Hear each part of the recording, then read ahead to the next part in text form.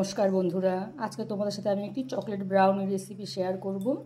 খুব সহজেই বাড়িতে বাচ্চাদের জন্য কী করে ব্রাউনি রেসিপি করা যায়। এখানে আমি হাফ কাপ টক দই নিয়েছি। টক দইটাকে খুব ভালো করে আমি ফেটিয়ে নিচ্ছি। টক দইয়ের সাথে আমি দিয়ে দিচ্ছি 2 চামচ সাদা তেল। তোমরা এখানে মেল্টেড বাটারও ব্যবহার করতে পারো।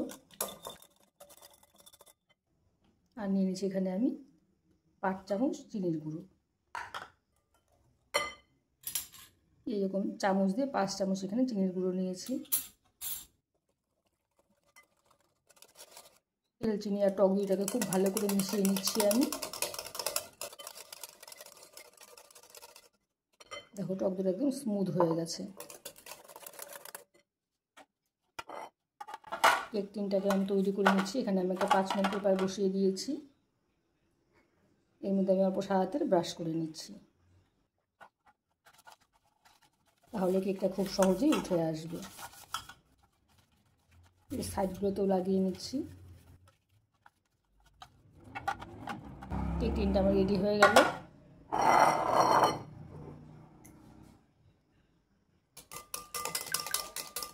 আবার একটু ভালো করে মিশিয়ে নিচ্ছি। শুকনো উপকরণগুলো আমি চেলে নিচ্ছি। শুকনো উপকরণগুলো চালার জন্য আমি একটা প্লেট নিয়েছি। প্লেটের মধ্যে আমি এখানে একটা ছাঁকনি বসিয়ে নিয়েছি। এখানে আমি দিয়ে দিচ্ছি 1 কাপ ময়দা। চকলেট পেস্ট্রি, তাই এখানে আমি কোকো পাউডার দিয়ে দিচ্ছি। কোকো পাউডার এখানে আমি দিয়ে দিচ্ছি 2 চামচ। বেকিং পাউডার এখানে দিয়ে দিচ্ছি আমি 1 চামচ। বেকিং সোডা দিয়ে দিচ্ছি আমি 1 চামচের 4 ভাগের 1 ভাগ।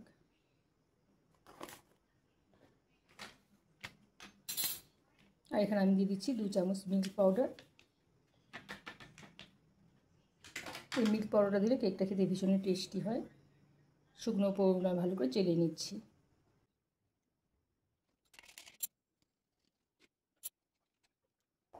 শুকনো উপকরণগুলোকে খুব ভালো করে চেলে নিয়েছি। 2-3 বার করে চালতে হবে। এখানে আমি যদি একবারই চেলেছি, 2-3 বার চেলে নিলে কেকটা খুবই ভালো হবে, নরম হবে, সফটও হবে। এখানে অল্প অল্প করে আমি শুকনো উপকরণগুলো দিয়ে মিশিয়ে নিচ্ছি। পরে প্রয়োজন মতো এখানে আমি দুধ ব্যবহার করব। এখানে আমি অল্প অল্প করে দুধ ব্যবহার করছি। বাকি শুকনো উপকরণগুলো আমি দিয়ে নিচ্ছি। অল্প দুধও আবার দিয়ে নিচ্ছি।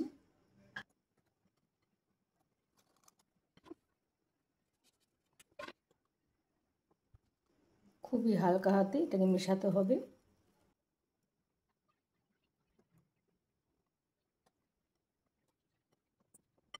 দেখো খুব স্মুথ একটা ব্যাটার আমি তৈরি করে নিয়েছি। এরকমই ব্যাটারটা তৈরি করতে হবে। খুব বেশি পাতলাও করা যাবে না, আবার এর থেকে বেশি ভারীও করা যাবে না। দেখো এটা অনায়াসেই পড়ে যাচ্ছে। সব শেষে এখানে আমি দিয়ে দিচ্ছি 1 চামচ ভিনেগার। যেহেতু এগলেস কেক, ভিনেগারটা দিলে কেকটা খুবই সফট হবে। আর ভিনেগারটা দিতে হবে সবার শেষে। ভিনেগারটা দিয়ে বেশিক্ষণ রাখা যাবে না, সাথে সাথে বসিয়ে দিতে হবে। ভিনেগারটা আমি খুব ভালো করে মিশিয়ে নিচ্ছি। কেক টিনের মধ্যে ব্যাটারটাকে আমি ঢেলে নিচ্ছি।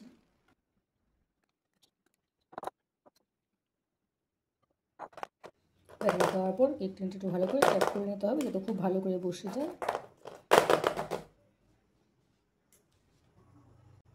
পেস্ট্রিটা আমি তৈরি করব একদম কড়াইয়ের মধ্যে। কড়াইটা আগে থেকে আমি প্রিহিট করে নিয়েছি। মাঝখানে আমি একটা স্ট্যান্ড বসিয়ে দিয়েছি। এর মাঝখানে আমি ব্যাটারটাকে বসিয়ে দিচ্ছি।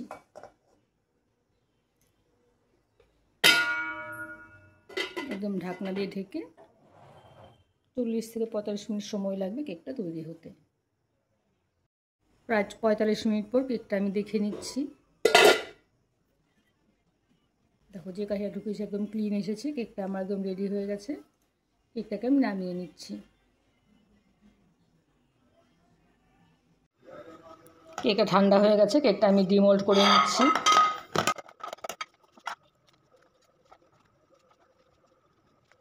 দেখেই তোমরা বুঝতে পারছো কেকটা কতটা সফট হয়েছে।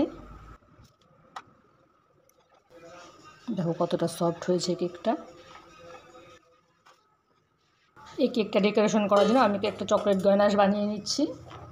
চকলেট গনাশ বানানোর জন্য আমি এখানে প্রথমে নিয়ে নিচ্ছি বাটার।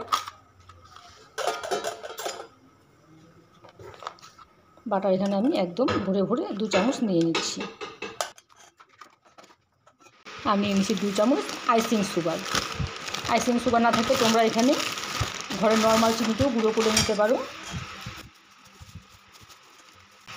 এখানে আমি নিচ্ছি 2 চামচ, একটু ভরে ভরে নিচ্ছি আমি আইসিং সুগারটা। 2 চামচ এখানে নিয়েছি আমি মিল্ক পাউডার। আমি একটু ভরে ভরে 2 চামচ নিয়েছি। আর নিয়ে নিচ্ছি এখানে আমি কোকো পাউডার। এখানে আমি 1.5 চামচ নিয়ে নিলাম।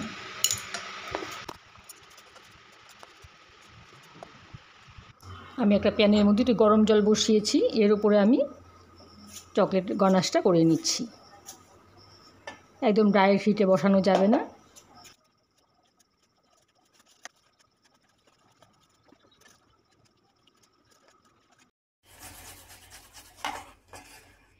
চকলেট গনাশটা আমার একদম রেডি হয়ে গেছে। দেখো এরকম একটা লিকুইড গনাশ তৈরি করে নিতে হবে।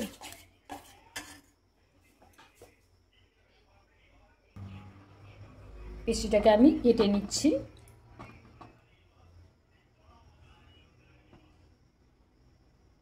আমি মাঝখানে প্রথমে একটা লেয়ার দিয়ে নিচ্ছি। দেখো কত সুন্দর হয়েছে ভেতরে লেয়ারটা।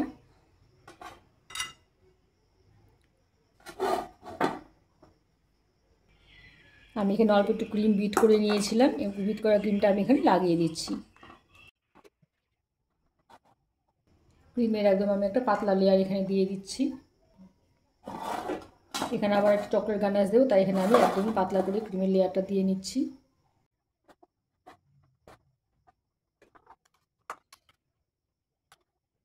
এর ওপর আমি চকলেট গানাশটা দিয়ে দিচ্ছি।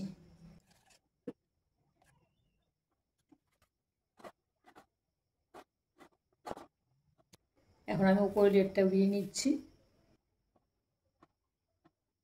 আমি এখন একটু পেস্ট্রি আকারে কেটে নিচ্ছি। পেস্ট্রি শেপটা আমি রেক্ট্যাঙ্গেল করে নিচ্ছি।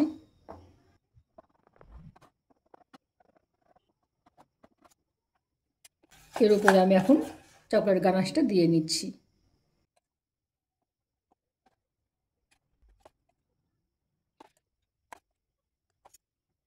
গানাশটা দিয়ে আমি একটু স্প্রেড করে দিচ্ছি যাতে সব দিকে ভালোভাবে লেগে থাকে।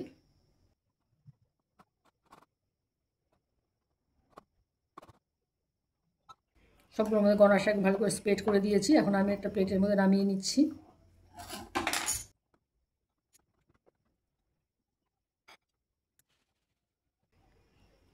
সবগুলো আমি একটা প্লেটের মধ্যে নামিয়ে নিয়েছি। এখন আমি একটু মাঝখান দিয়ে ক্রিমের ফ্লাওয়ার রেখে দিচ্ছি। এর ওপর আমি একটু ডার্ক চকো চিপস দিয়ে দিচ্ছি।